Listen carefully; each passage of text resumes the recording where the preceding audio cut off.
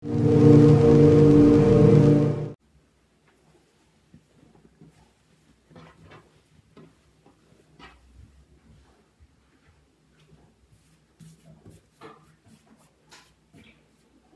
Stefan Svartling here from Svartling Network. It's time for another episode of my video show called Svartlingcast. And this week we have seen a lot of cool stuff. I will be talking about the 12-inch MacBook Air, the iPhone. I will talk about 2 GB of RAM. I will talk about a BitTorrent client for iOS. I will talk about why I prefer using touch keyboards instead of physical keyboards, and much more. So check this episode out. Here's a pretty cool GIF that shows the evolution of the iPhone, how it has changed during these 8 years. I will link to the source below in the description text. And the iPhone has really changed during these 8 years, from being really small to really big. Look at the iPhone 3GS, for example, and the latest iPhone 6 Plus. And I really like those changes, but still the iPhone 3G, the iPhone 3GS has an excellent build quality, excellent device. It feels very good in your hand. And I actually think the iPhone 6 has gone back to that design a bit. Not so round on the back, but it has very round edges. And I like that a lot. At first it felt a bit slippery, but now I'm used to it. According to the website The Next Web, is this how the new Google Calendar for iOS looks like. And I'm not sure why this should be better than, for example, Sunrise for iOS. I think Sunrise looks even better than this. But if you only use Google Calendar and nothing else, then maybe this could be good. But Sunrise supports so much more. Exchange calendars and iCal calendars. So this is for Google Calendar, and yes, it looks better than before, but I don't like the material design on iOS. I think that's too much of a difference from the iOS UI guidelines. I will link to this article down below, but personally I will still use Sunrise as my favorite calendar. If you have the money, buy the fantastical calendar app. It's much better than this. I've just read this article from Cult of Mac that the iOS 8 adoption rate has slowed down to a crawl. Only 69% of the users has updated to iOS 8. And yes, some of the reasons for that is because of all the bugs in the beginning of iOS 8. All the small updates Apple had done after that has fixed most of the bugs, but it's still very buggy. But I think the biggest reason for it is that so many iPhone users only have an iPhone 4 and an iPhone 4S. And iOS 8 is so slow and drains the battery a lot on the iPhone 4 and iPhone 4S. So I think these users are waiting and don't want to update their older phones. So that's why this adoption rate is so low for iOS 8. At least that is what I think. As you may know, I own the biggest Apple community on Google Plus with over 240,000 members. And I have some moderators, so they are moderating this community together with me. And at the top of this community, I have some rules set up, links to 2 pages I have created on my website about the rules and how you should do to post in this community. And as you can see here, I clearly state that if your post gets deleted, you haven't followed these guidelines. So I often just delete posts from here without saying why and so on, because if the user, the member, doesn't even care that the post gets deleted, it hasn't read these rules and are usually a spammer or something. And I also often check that the post is posted in the right category, because This community has a lot of different categories, as you can see here. So it's important to post in the right category in this community. So that is what I check often in this community, after spam, and that posts are posted in the right category. And another thing that many members are doing wrong is that they don't post a description text above the link they are posting. So they usually just post the link, and that is against the rules. So you have to write something up here, a comment or your own thoughts or something. Because if that is not there, I will delete the post, no matter if the post is interesting or anything. So you have to write something there. I really like that Apple community. It's full of engagement and a lot of interaction, and most of the posts are very interesting, so it's fun to discuss with other users. So please check the community out. I will link to the community down below in the description text, so go check it out. I've just read this article from iMore. What could Apple do with 2 GB of RAM in the iPhone? It doesn't seem that iMore knows what Apple will use this extra RAM in the iPhone. As you know, the iPad Air 2 got 2 GB of RAM, and the iPhone 6 still only has 1 GB of RAM. And I can tell iMore one example what Apple can use 2 GB of RAM in the iPhone for. And that is, for example, letting third-party developers use more RAM. Third-party keyboards, for example, has a very limited space in RAM. As an example, the feature-rich NIN-type keyboard for both the iPhone and iPad. On the iPhone you can have Retina graphics on the keyboard, but not on the iPad, and that is because the iPad has a huge screen, and as long the apps need to be backward compatible with older devices and also being universal, you can only make the keyboard to have the limited RAM that is set by the iPhone. So if the next iPhone will get 2 GB of RAM, the NIN type developers can have more RAM to use for their keyboard with all the features, so that they can have Retina graphics on both the keyboard for iPhone and iPad. This is just one example how developers can make better apps with more features. I will link to iMore's article in the description text down below. I think the engagement on Google Plus is much lower now than it was before. I have over 60,000 followers on Google Plus, and before I had almost 500 comments on every post, and now I don't get more than maybe 10 comments or so on my posts. Yes, of course, some of that is because of that I only post my own content nowadays, my own videos, my own blog posts and so on. Before I posted other websites' content on my Google Plus stream, so that's a huge difference, of course, but I see that there is not so much engagement anymore. Could it be that not so many use Google Plus anymore? Is Google Plus dying? I know that's a kind of silly question, but could it be that Google Plus is not so popular anymore? What do you think? That would be really sad if that's the case, because I live on Google Plus. I have everything on Google Plus. I blog on Google Plus. I post my YouTube videos on Google Plus and so on. My whole website is based on Google Plus, so I really don't hope that Google Plus is dying, but I sure would like to see some more engagement, more interaction on the posts.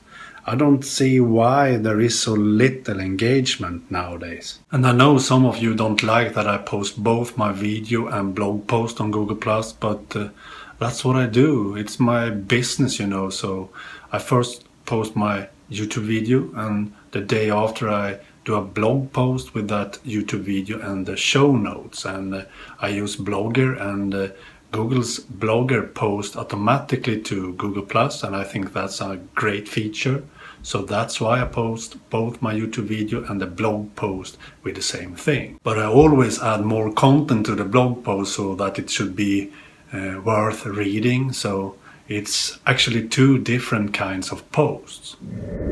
I've just read this post about Apple could get rid of Qualcomm's baseband processor when they also get rid of Intel's processor and replace them with ARM chips instead. So I think that's only natural that if Apple are replacing Intel chips with ARM chips, they also tries to get rid of so many other parts, companies as possible. So Apple will do most of the stuff themselves instead and be dependent on themselves instead of a lot of other companies. So if they will get rid of Qualcomm's baseband processors, they will, because they have the money and power to do this. I will link to this post below in the description text. Kind of interesting idea. I think Apple have huge plans to do everything themselves, everything in-house, both hardware and software, so they are not dependent on other companies. And I actually think that's the right thing to do, because then Apple can have even more control over user experience and have more control over both hardware and software, makes the user experience a lot better. Apple has already proven that many times with all the great devices and operating system and apps. Apple has once again allowed a BitTorrent client in the App Store for iOS. This time it's called Propopular, and it's meant for downloading ebooks, free ebooks from the public domain. And this is how it looks in the screenshots,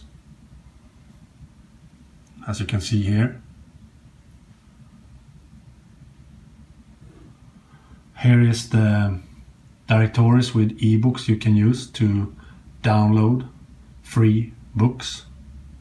And I have installed that app here, Propopular, and if you click on that, you can see this message. Propopular is a client able to download free open source material open on the public domain. Okay. And down here you have a plus button. So if you click on that, you can see different libraries here. So for example, if I go to BTE3, you can see different BitTorrent files to download here. So if we click on something smaller here, let's say that file, I click on that and it starts download, as you can see. Here it has started download, and you can see the details here from the BitTorrent file.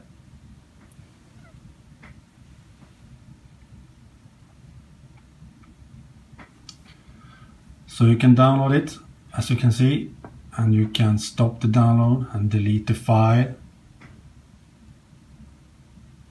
like that. But one cool thing is that if you are clever, you can use this for any BitTorrent file. It doesn't have to be in the public domain. So if you click on that plus button and go into LibriVox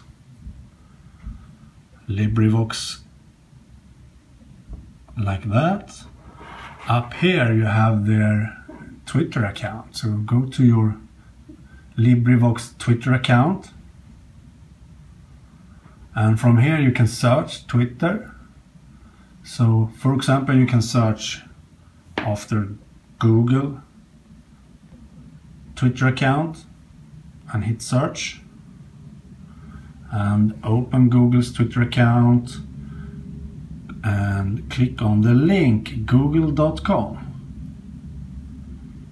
and google.com opens, and from here you can search any torrent file you like and download. A pretty nifty trick to use this app to download torrent files on your iOS device. So go check it out in the App Store. It's called Propopular. I've just read this article with some leaked photos of the 12-inch MacBook Air display, the back side of the display, showing the black glass cover. And as you can see here, it has black bezels as on the MacBook Pro and the 13-inch MacBook Air. And here's the back side. To me it looks to be much rounder than I thought. And you can also clearly see that it doesn't have a backlit Apple logo anymore, as the MacBook Airs always has. This Apple logo looks more like it does on the iPad. Here you can see it compared to a 13-inch MacBook Pro. So you see the 12-inch is much smaller. Here it is compared to an iPad Air 2. Of course it's bigger than the iPad Air 2, but not so much that I thought. Looks pretty neat.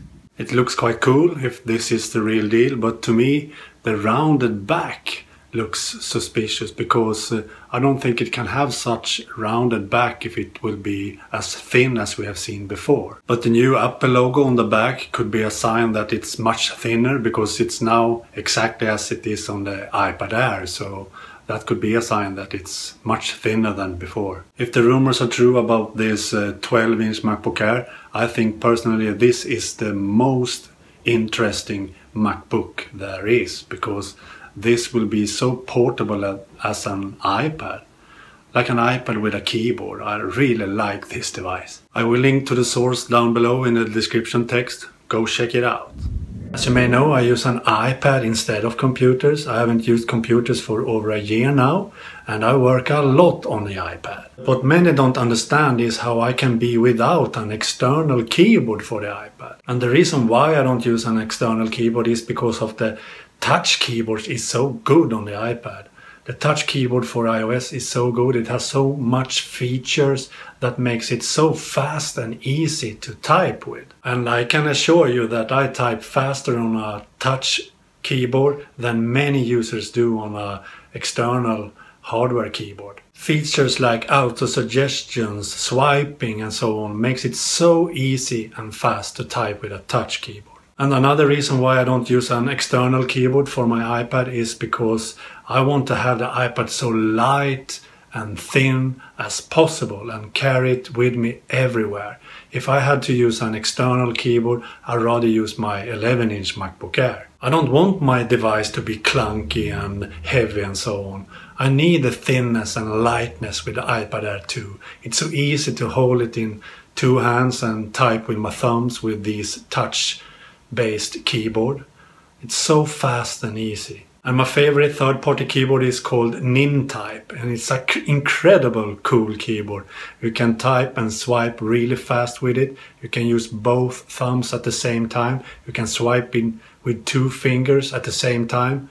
It's incredibly effective. But to be honest with you, I think the Apple keyboard is still the best keyboard available, because the other third-party keyboards is still so buggy thanks to some lacking in the API for third-party keyboards. It's too bad though that the Apple keyboard only has auto suggestions for the English keyboard and not the Swedish one that I use sometimes. So I type around 4,000 words every day on a touch keyboard on my iPad Air 2 without problems. It's so easy.